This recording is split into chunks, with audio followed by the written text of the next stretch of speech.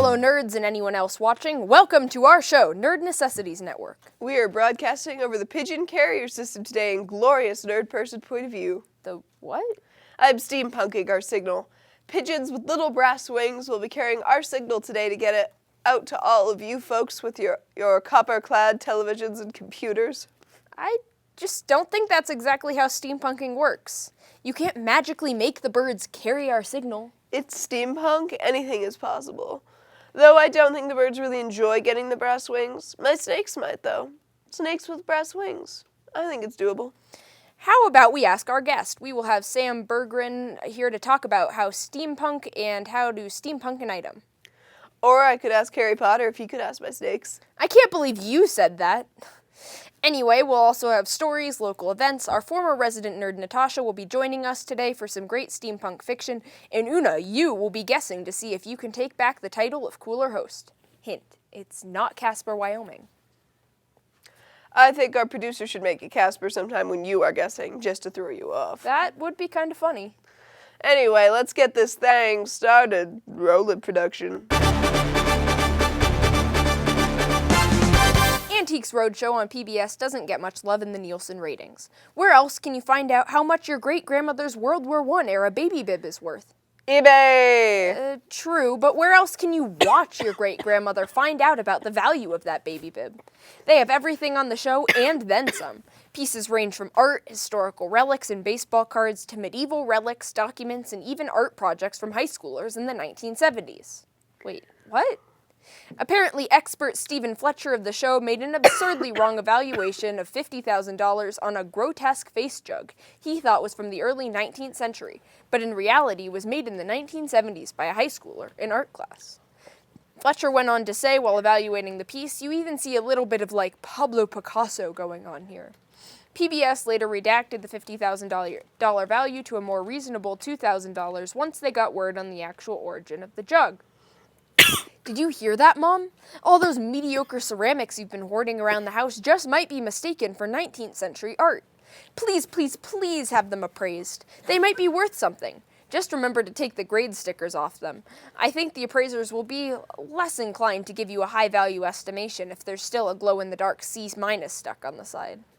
Big news for the gaming industry as Xbox's parent company, Microsoft, releases a statement announcing that they will be supporting cross-platform play between Xbox One and Windows 10 games that use Xbox Live, as well as enabling developers to support cross-network play. Excuse me, I'm very sick, but they made me come. This, of course, will take time and meticulous planning, as it is in the infant stages trying to cross over into multi-dimensional online gaming that will cross Xbox and PlayStation paths for the first time. Want to play Halo but only have a PS4 which is incompatible? Sit back, exhale, and relax as Microsoft works its software engineering magic. Gaming fans have been hooting and hollering online for decades for cross-system online play, and it finally seems to be in the works. Next thing they should start hooting and hollering for? Free systems and free games. Just an idea. It would really free up some of my cash. Chewing your nails is deemed a bad habit in today's society. Nervous for a test? Take a quick little nibble. Late for a job interview? Pick at your teeth with that nuisance hangnail until it breaks free. Waiting for your ride that's already 15 minutes late? Take a couple chews on your thumbnail. Grossed out yet? Well, for all of you nail nibblers out there, something was just released that might make it that much harder to stop. KFC's very own finger-lickin' good nail polish. The polish comes in two colors, flavors, original and hot and spicy. The polish is formulated using natural ingredients and acts exactly like any other nail polish, allowing you to lick them again and again and again.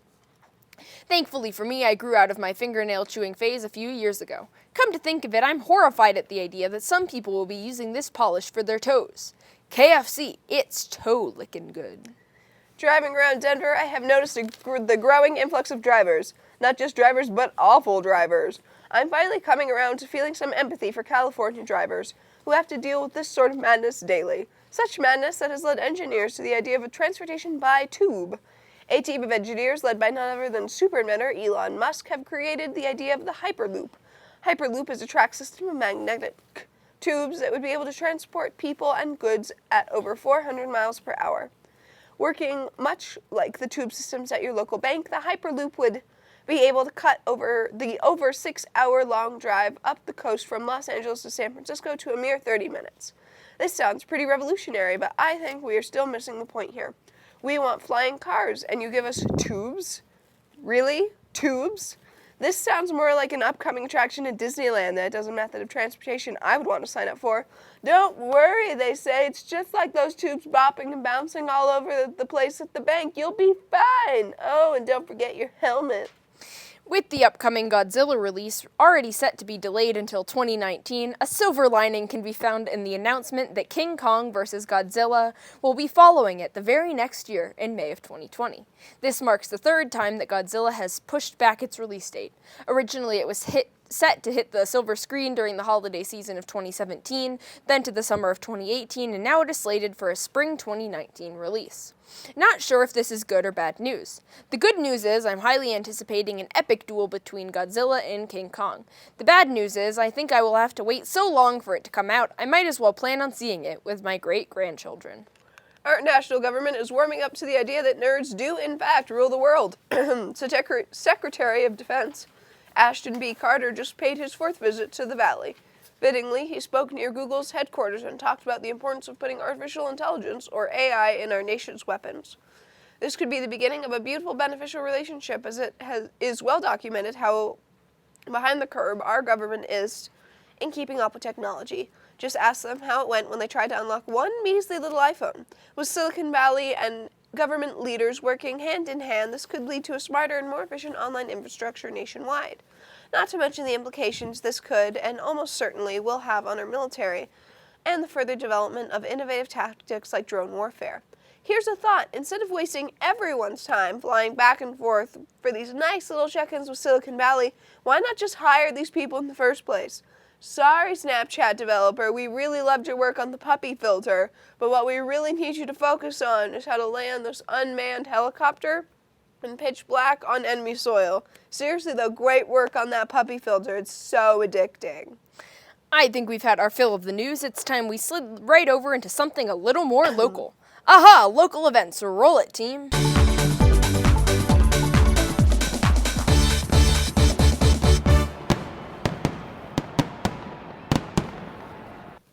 Soar over red rocks, canyons, and hurdle up craggy mountain peaks and into otherworldly realms in America's legendary outdoor playgrounds in National Parks Adventure 3D. This ultimate off-trail escapade takes you to Yellowstone, Glacier, Yosemite, and Arches, celebrating the 100th anniversary of our treasured national parks and inspiring the adventure in all of us. Narrated by Robert Redford. Opens May 27th at the DMNS IMAX. Wings Over the Rockies is expanding its summer camp programs this year, with 6 different camps including Air and Space, Flyover, which includes actual flights and drone experimentation, Frontiers, Mars Math 1 and 2, and Kinetics. There's something for everyone. Camps run for 5 days, and the first set of camps begin June 6th. Time to squeeze your rubber duckies. Boulder Creek Festival returns to kick off the summer with its annual favorite event, the Rubber Duck Race. In addition to the millions of squeaky yellow friends setting sail down the waterway, Creek Fest is a 3-day extravaganza of food, entertainment, and art with music and dance. Rubber Ducky, you're the one. You make Creek Fest lots of fun. May 28th through 30th. For those of you who have a love of the stars, the Summers Bosch Observatory at the CU Boulder campus is hosting free Friday nights open houses both May and June. The 16 and 18-inch telescopes are open to view stars, moons, and whole galaxies. Even space stations. Don't space out this event. Film on the Rocks returns to the greatest outdoor venue in the world. The summer season has already kicked off, and this year's lineups include some old and new nerdy favorites, including Labyrinth on July 25th, followed by Deadpool and Star Wars Force Awakens later in the summer. Finally, it's coming! Denver Comic-Con returns June 17th through 19 at the Colorado Convention Center. Everyone from Clark Gregg of Agents of S.H.I.E.L.D. to Morena Baccarin of Firefly will be there, as well as a cameo appearance by a certain Mr. Stan Lee. Where will you be? Get your costumes ready, prep your books for signing, and launch yourself into the nerd experience of the year. The Triforce has been completed with the highly anticipated global concert tour of The Legend of Zelda Symphony of the Goddesses Master Quest. It will regale fans with a truly unique experience from one of the most beloved game franchises ever. Audiences can expect to experience awesome new inclusions from Triforce Heroes, the most recently released Legend of Zelda game.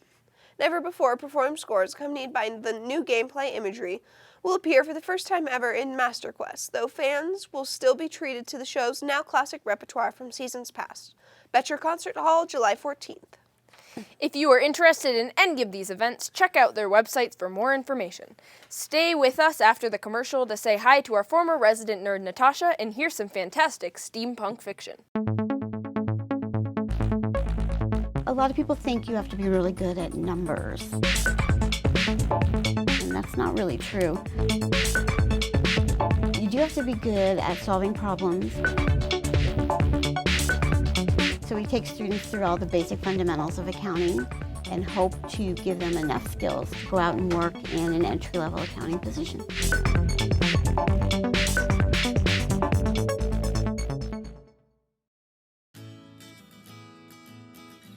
It's kind of home atmosphere here. Something worth doing, and especially if you're interested in this field, it's something I would really recommend to everyone.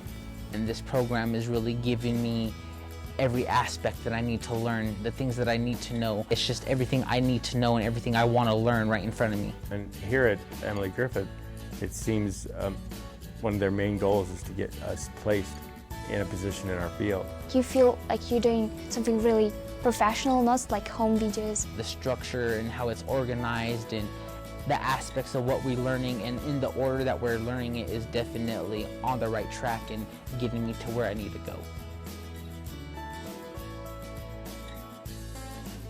Welcome back. We are here with our former resident nerd, Natasha. Thank you for joining us back from college. It's great to be back. How's it going? Pretty well. Pretty well. Well, that's good to hear. And we hear you're going to play a game with us. Do you want to explain it? Yes, so basically what we're going to do is see 5 words, and then I'll give you guys 30 seconds to come up with a 2-minute long story. Okay. All right. And then do we have to deliver the story, or do we just come up? Okay. Should we do it like line by line, or are we going like one person speaks for us all, or I mean, it's however you want to do it. chunk by chunk? Chunk by chunk? Chunk by chunk. I just love the opportunity that Emily Griffith gives to me. My name is Delonda Franklin. I always just loved the legacy of the school. I graduated from Emily Griffith High School when I was 17 years old. It took me 3 years to get to this moment. I did not expect to enjoy it as much as I did. If that's in your heart and in your dreams, your goals, you have to fight for what you want. Chunk. Chunk by chunk. Okay. Let's chunk it. Okay. All right, 30 seconds on the clock. We've Go. got rivet, gears, goggles, copper, and technology. Okay. Well, I mean, I It's feel like like a lot base of story. those are part of technology, but what's our story? That's a good question. Goggles. I feel like there's someone who wears goggles, and they're like maybe building 15 technology, seconds. and With they need copper. with copper Yes, copper and gears. Yeah. And then they have to put a use rivet on the gears on to the keep technology. them. There you They're go. a mechanic. There we go. Yes. I believe Okay, that we so can. I shall begin. You shall begin. Okay. Once upon a time, there was a machinist. He worked in the machine factory, of course, and he built things for the military. So he decided that the military asked him to build a copper machine. Yes. Apparatus. A copper apparatus, which needed lots of rivets and gears and whatnot. Most of those rivets and gears were copper, and they all made a technology together. Yes, but it is important here that we note that because he was working with these sharp objects and with like welding and all Yes, these things, yes. that he had to wear goggles to protect his eyes. Yes. And so his friends called him Googly. Googly Yes. the Goggle Man. Yes. Googly the Goggle Was Man. his catchphrase googly moogly? Of course. Yes, of course. Why wouldn't it be? And Googly the Goggle Man was often contracted by the military to build militaristic equipment. What happens when a rivet breaks, though? When the rivet He uses breaks. technology to mend it with copper. Yes. And sometimes his goggles fog up.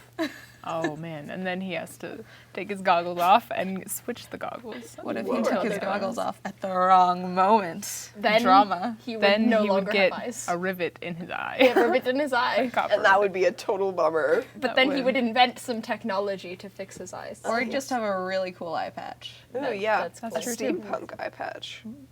There you go. Improve. All right. Is that 2 minutes? I think so. Yeah, let's try Yeah, another let's one. do Let's try it. another one. Alright. Let's see what- What have we? Ooh, mechanical Steam. jewelry. All right, Mechanical 30 jewelry. seconds. Go. Mechanical jewelry. Wait, leather, how are we and gonna science fit the fiction. word science fiction in there? This I mean, is you some could say- crazy science fiction. There you go. So we're about to tell you a science fiction tale Yes. of steam and leather and mechanical jewelry. I think that's a great What's the opening plot of line. the story? Oh yeah. Okay, we so should totally come up with a he plot. there's like a guy or a girl. It's I a think girl. there It's a could be girl. a jewelry maker. A jewelry maker. Oh, yeah. And she has lots of steam coming from Okay. like where she makes the jewelry got because you. she has a machine that makes the jewelry.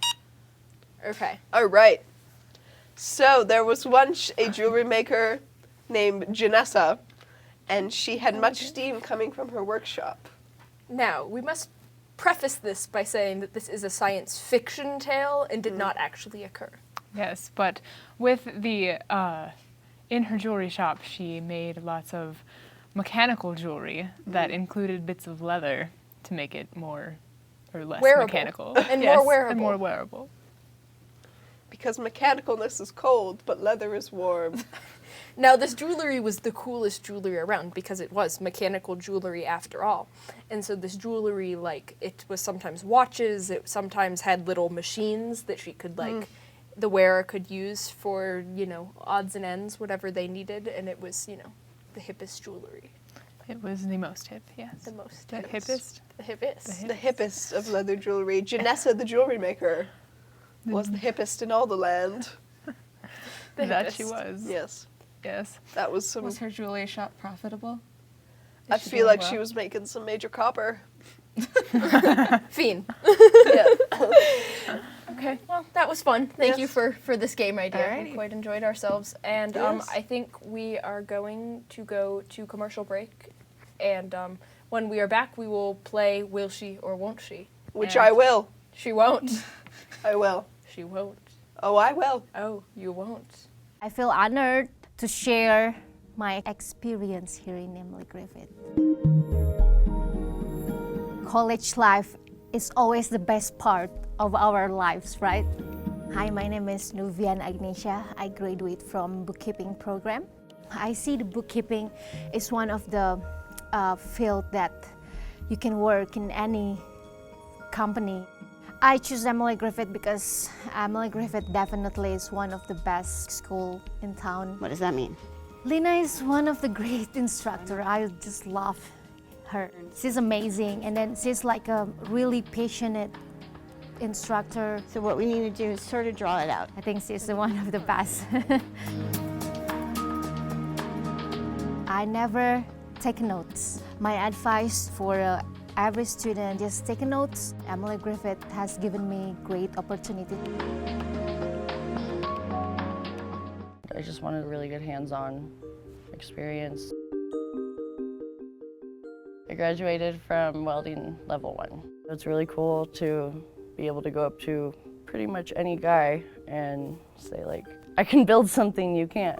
To be able to make things from the ground up is really appealing to me. It's fun. I wanted to start a career. I just didn't really know where to go or know what I wanted to do. Found welding and it just kind of intrigued me. Check out the programs beforehand. They give you very informative tours. Just make sure it's for you, talk with the instructors, and like just check it out. It's a really, really good school. And we are back for everyone's favorite game, Will She or Won't She? Maybe she will. I Maybe will. she won't. No, I will. You will? I will. Well, why don't you put your money where your mouth is? I have much money in my mouth. Thank you very much. And we shall begin. Okay, your first clue. Can I take a wild guess real Sure. quick? Syracuse, New York. That would just be wrong, but I like your guess. I like your guess. Okay, so this city has the largest city park system in its country. Denver. Frick. Frack. fudge muffin. I did. Wow, that was fun. Language. As you can see, Una will. We've got some clues though, so I'm going to read them anyway. The population has more than doubled since the 1960s. Yeah, but actually, Una, how'd you know that? I actually had a very long and in-depth argument with a woman in my class about why my city was better than her city, and that was my argument. So That we have large welcome and welcome. city parks. Hell yeah. Wow, it's a good day today. Yep. Okay. Oh yeah. Here's your crown. The first clue. The first clue, and I've gotten it on the first clue too. Let's just. Yes, but you didn't think I was going to get this one. I actually did think you were going to get this one, but I have to play the devil's advocate here. I look so good with this crown. Okay. Well, let's just hear the rest of the clues, because I definitely, I don't think I would have gotten this one on the first guess, but I would have gotten it on the next one. So let's see. So population has more than doubled since 1960. As we all know, the population, it's crazy, driving. Yeah, it's the first car license in the country of the United States was issued in Denver. What do you know? Denver collects more money for the arts per capita than any other city. So see, that one I knew. That one I knew. Okay. And also has one of the highest per capita vehicle ownerships in its country. That makes sense. We've got 6 cars. That's a lot of cars. None of them work, but we have them. Originally, there were 3 different towns with 3 different names where the current city is located, right by the confluence. All right. It was Aurora, Denver, and some other city no one cared about. That I did not know, but that's pretty cool. It is ranked amongst the best cities for singles in its country. That is probably pretty solid. Yeah. It is said to be one of the most highly educated cities with the highest percentage of college graduates. I'd heard that one before. All right. So. It is more than 150 years old. All right. And this is my absolute favorite clue of them all. In 1902, there was a no kissing rule that was put into place because it slowed trains down. Well, there you go. Denver. So now to our nerdy tie-ins. Led Zeppelin played their first show in America at the Denver Auditorium Arena on December 26, 1968. Fun fact, I met Led Zeppelin at Lakeside. They let me go in front of them on a roller coaster. How kind. The master architect, I.M. Pei, who also created the glass pyramid outside of the Louvre, designed the 16th Street Mall. Downtown Denver ranks as the 10th largest in the country. Elvis Presley once flew his private jet from Memphis to the Denver Stapleton Airport just for a sandwich. He ordered 22 Fool's Gold loaves, a sandwich containing a jar of peanut butter, a jar of grape jelly, and 1 pound of bacon, from the Colorado Gold Mine Company Steakhouse for him and his friends. They dined on the sandwiches with champagne and then returned home. Denver is home to many conventions, including Mile High Con, Non-Desu Con, Denver Comic Con, and Anomaly Con, Conclave of Gamers, and Starfest. Lots of cons. Wings Over the Rockies Air and Space Museum likes to hold a Star Wars exhibit each May. They have events where you can test your aim at Blast a Trooper and chances to be able to sit in the cockpit of an X-Wing or check out Anakin Skywalker's racing pod. We were there last year. That was really cool. It was pretty cool. The Western Stock Show is actually the largest stock show in the world. Ooh. It is the birthplace of Chipotle. There you go. And there are too many nerdy tie-ins to possibly list them all here, but, you know, if you keep watching our show, you'll find out about all of them. Go Every Denver. single one. All of them. Go Denver. So with that, we will go to our commercial break, and when we come back, we will have our guest. Triple zero. Cut off the top a little bit. How's the family? Hip-hop music kicks in this small space in East Denver. For Jose Davila, this shop was the beginning. I used to get a haircut here, and now I work here. This place, The barber shop. That's the name of the shop. keeps him busy. Full of clients, you know, so Where do you think he learned to cut hair? I acquired that knowledge at Emily Griffith. Wipe your blade. And Second from one. instructor Lisa Flayden. Probably one of the best teachers I've ever had. Like many of our students, Jose learned during the day while working other jobs at night. But I mean, look, I'm doing what I love now, so it doesn't matter. This career It doesn't feel like a job. requires effort. You work for yourself. It's a hustle. The rewards? Make as much money as you want to make. Jose recognizes Barbers aren't nothing without their clients, you know? He has advice for future graduates. Don't give up. The first haircuts aren't going to be good, but you get better as it goes, so don't ever give up. You can make it to the top, you know, by how hard you push yourself. Jose made it. Let me just finish up the back of your neck, and you're ready to go, boss. So can you.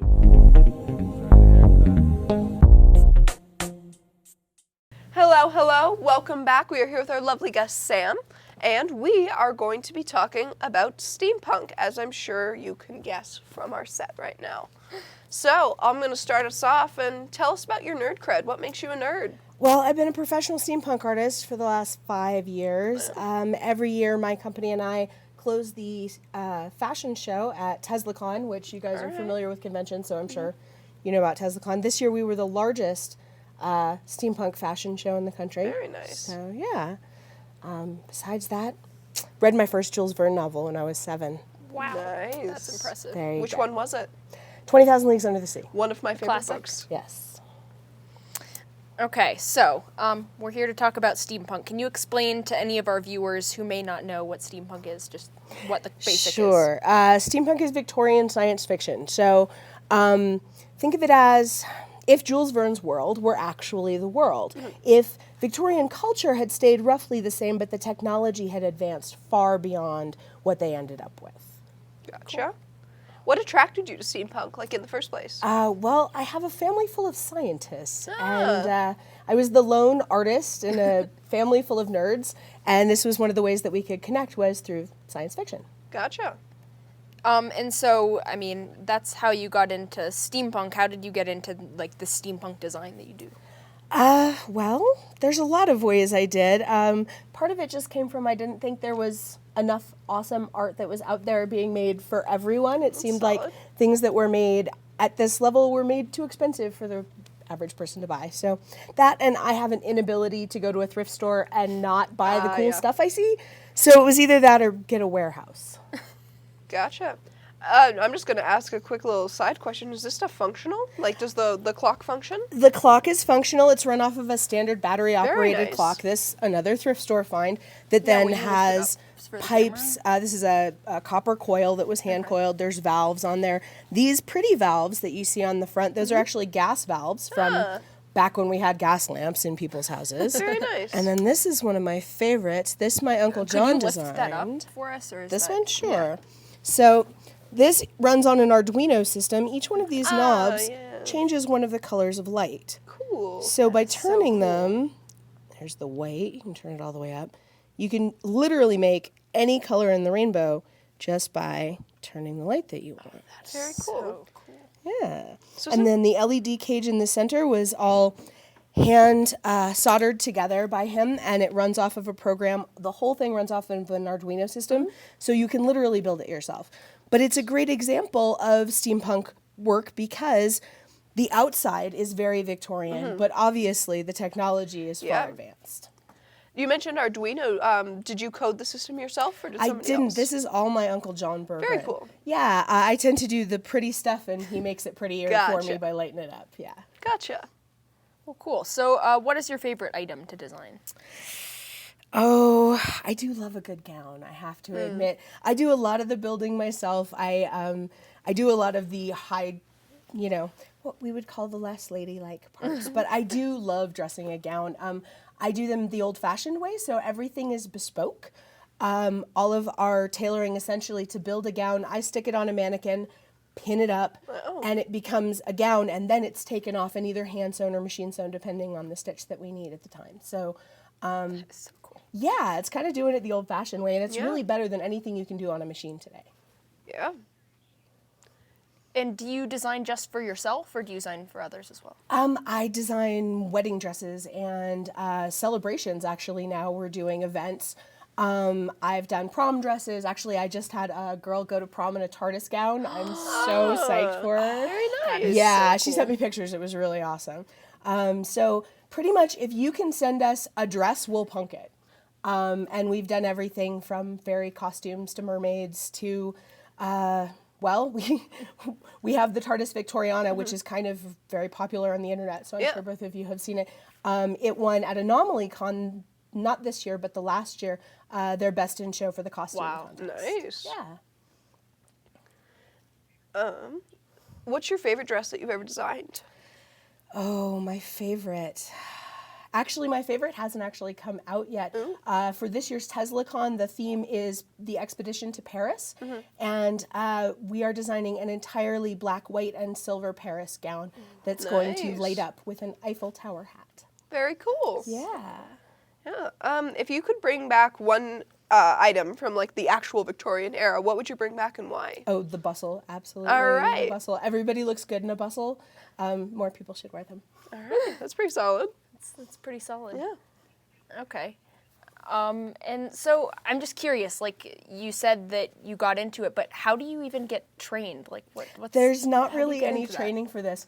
Most of the art that I do isn't actually considered art by most art schools because they're not into upcycling and compiling things that are already in existence. So this is both a very old art form and a very new art form. Back in the day, people would never just throw things away or put them in a thrift store. You would use them for something else. So essentially, I'm taking that very old-fashioned thing and using it with modern stuff. But I took a lot of art classes in school and had to get away from art to then get back into art. So I spent 10 years as a writer and then decided to start making things with my hands again. And I absolutely love it. I'm not going back to writing. Very nice. What kind of stuff did you write? Did you write like steampunk fiction? Or? I did write some steampunk fiction. I wrote a lot of postmodern fiction, Cool. a lot of short fiction, a lot of poetry, Gotcha. a lot of song lyrics. Yeah, so if you want to write and actually make any money at it, you have to sort of do a whole lot of little things. I gotcha. Yeah, so at one point I was actually writing copy for an ad company, and that's when I decided, no more. That's pretty fair. Yeah, I had to write for money and decided it wasn't worth it anymore. Gotcha. Okay. So just I guess our last question would be, do you think there are any, or rather, is there anything else we should know about steampunk? Don't just throw a gear on it. Please don't just throw a gear on it. Steampunk is about taking something old and bringing something new into it. You can't just stick a gear on a computer keyboard and call it steampunk. So, in fact, some of the best steampunk I've ever seen has absolutely no gears whatsoever, no goggles, no funny mustaches, no nothing. It's just taking very modern concepts and reverting them to the past. Gotcha. All right. Well, we are gonna head over to our other set, and you're gonna show us how to punk some stuff up. I am. So. I'm going to show you how to punk some All stuff. right, and we'll be back right after this commercial.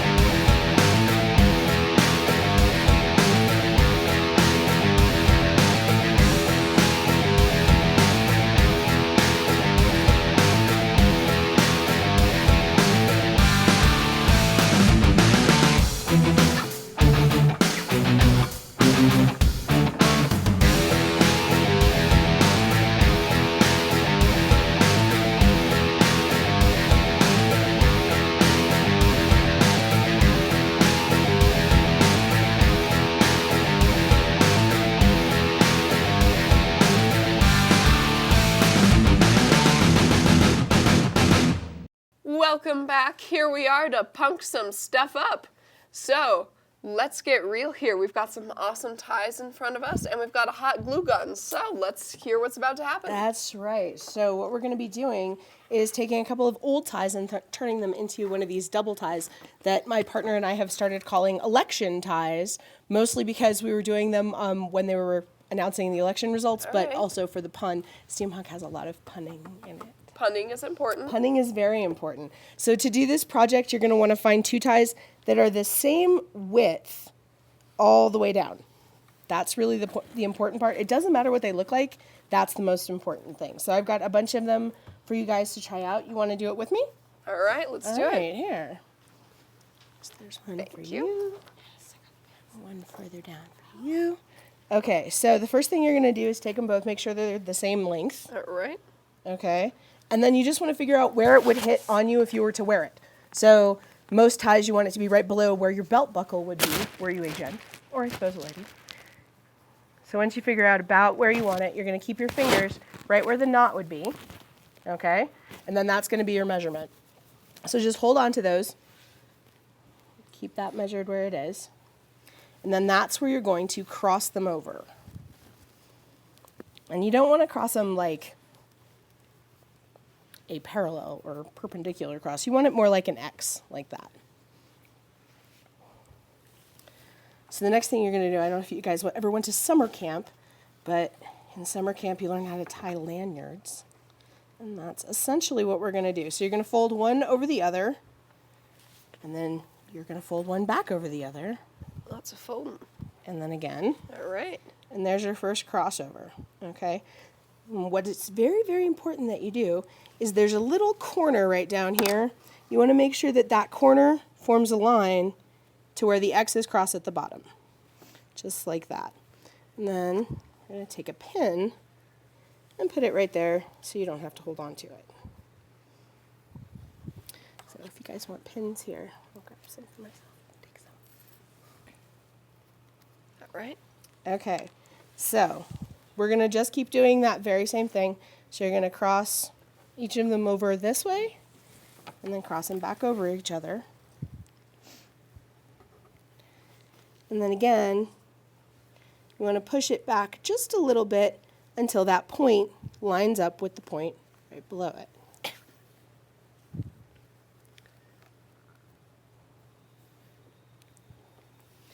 I'm going to do 3 on this one because it's a pretty skinny tie.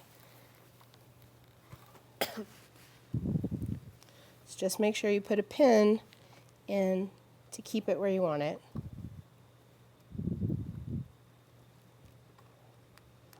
And you want to make sure that the pin goes all the way through the cross that you did, but doesn't go all the way into the bottom.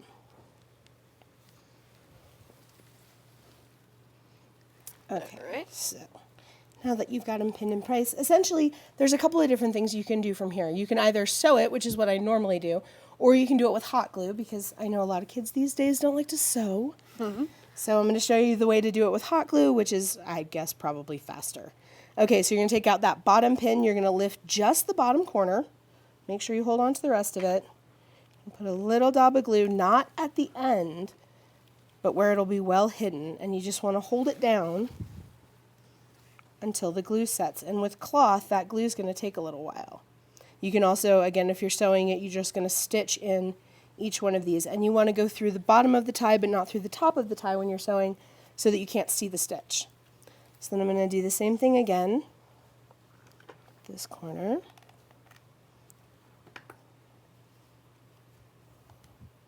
I'm just going to hold it down till it sets.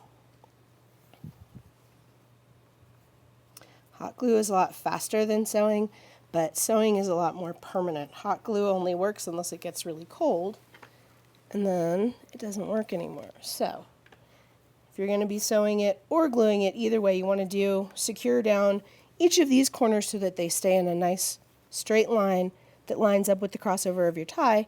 And then once it's been set, you're going to turn over and do the little corners that are tipping up with the same glue. And again, you want to push it down the whole time. If you're sewing, you're going to do the same thing. You're just going to do it with blind stitches. So you go through the bottom of the tie and not the top of the tie. Okay, we'll do this side too. And essentially we want to keep as much of this as possible from being visible, whether it's your stitches or your glue. You want to make sure that people can't see it very easily.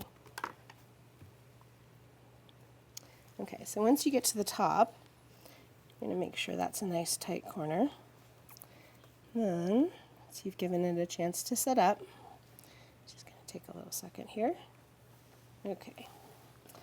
Then what you're going to do is, keeping your thumb on all of those points to keep them nice and straight, you're going to flip these two over, and you're going to do essentially the same thing in the back. You're just going to secure both of the ties with a little dot of glue. That you want to make sure it sets very well. And the nice thing about hot glue is that the more you press down on it with something like fabric, the better it's going to set up. So you're going to flip it over like this, and then you're going to either glue or stitch along the line of whatever color of the tie is that you're about to use. And then you're going to flip that tie down You're going to hold it in place like that. And again, if you're sewing, you just want to blind stitch down through each of those so that you're stitching with the bottom of the tie, not the top of the tie. And that'll make it so that you can't see the stitches. This is going to be on the back, so it doesn't matter quite as much. But you're going to do the same thing on this side. I'm doing the orange ones because that's the orange side for the tie. I'm going to fold it down again, and you just want to hold it really tightly and press it in place. And once you've got that done, you're going to flip it over again. And you're going to make sure that both of these are secured.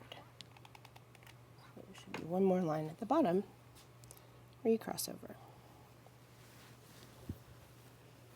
Okay. And then, just to make sure that this does not pull out, what you want to do is do another line just right along this bottom. But you want to make sure you get lots of glue on or lots of stitches on, and hold it steady because it's about to be flipped over, and you want to be able to make sure you've got that right. So, another line in there. Okay, so this glue line is what's going to hold everything in place. Just like with the stitching, that's what's going to hold everything in place. Then it's going to end up looking. Wow. There you go. That's the proper thing to say. There you A go. moment of truth. Moment of truth. It's kind of lopsided, unfortunately. Usually I take more time to pin this. Again, you want to make sure you have all of these line up very, very well, and that'll keep it nice and tight like this one is. You can see how it should be. Now that's got another one stacked up. So you can do as many of these or as few of them as you want. And then, in order to be able to wear it, what you want to do, you're going to take it and just try it on where your thumbs come together in the back. You're going to hold on to that line. You're going to add somewhere between 3 and 4 inches to it. And then you're going to snip off the extra.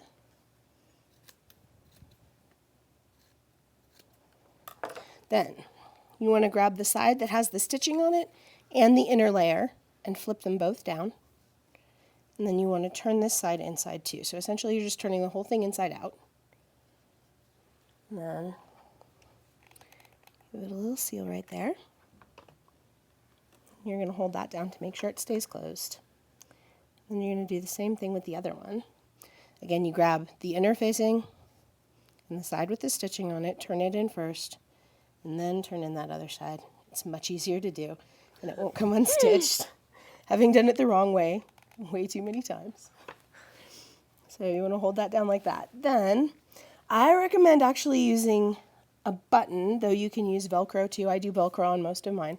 What you're going to do is, this is going to overlap in the back of your neck. When it overlaps, you're going to take a piece of Velcro. I really recommend that you stitch the Velcro on rather than just gluing it on, because you're pulling on it and that glue will eventually come loose. So you put one side of the Velcro here, one side on the pretty side, and then they'll just attach together, just like this one does in the back. Cool. So there you have a very pretty and very strange steampunk knot that you can do either as a full tie or as an ascot, which is a shorter style of tie. And yeah, you can do them with any kind of ties that you want. And I use all old ties, so we're not using any new materials. Yeah, awesome. Can you hold that up and show it to the camera yeah, just so we can get like a little bit of a... So that's what it's supposed to look like when it's finished. Very cool. So, unfortunately, we are out of time for today, but that was a wonderful demonstration. So, hello, goodbye. We are Nerd Necessities Network. Check us out on YouTube, Twitter, Facebook, all of the social medias. We've got one. So, let us all wave goodbye. Bye.